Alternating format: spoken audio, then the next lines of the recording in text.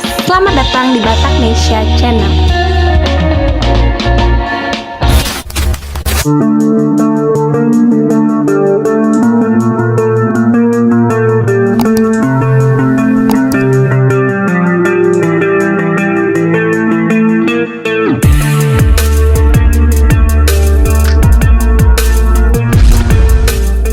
Panglima TNI Jenderal Andika Perkasa melakukan mutasi dan promosi terhadap 130 perwira tinggi dan perwira menengah di lingkungan TNI Angkatan Darat, TNI Angkatan Laut, dan TNI Angkatan Udara.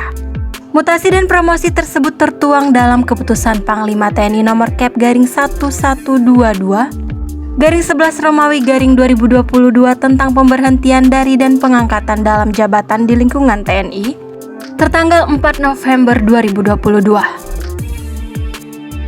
Kepala Pusat Penerangan atau Kapus Pen TNI Laksamana Muda atau Laksda Kisdiyanto telah membenarkan ihwal surat keputusan mutasi dan promosi tersebut.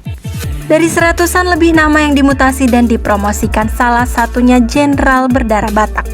Lalu siapakah beliau? Langsung saja simak ulasan berikut ini.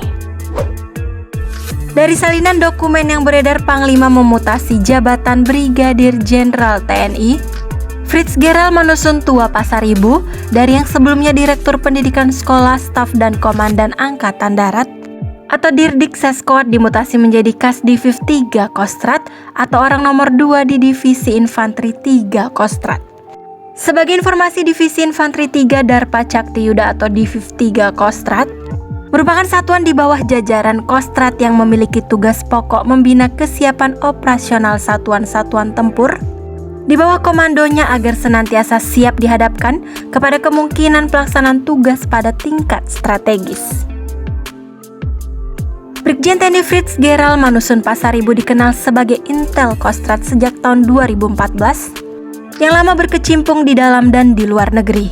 Di masa Panglima TNI Hadi Cahyanto, Brigjen TNI Frits Geral Manusun Tua Pasaribu promosi jabatan ke Dirdik Seskoat. Hak itu berdasarkan surat keputusan Panglima TNI nomor Kep garing 706 garing 8 Romawi garing 2021 tertanggal 12 Agustus 2021.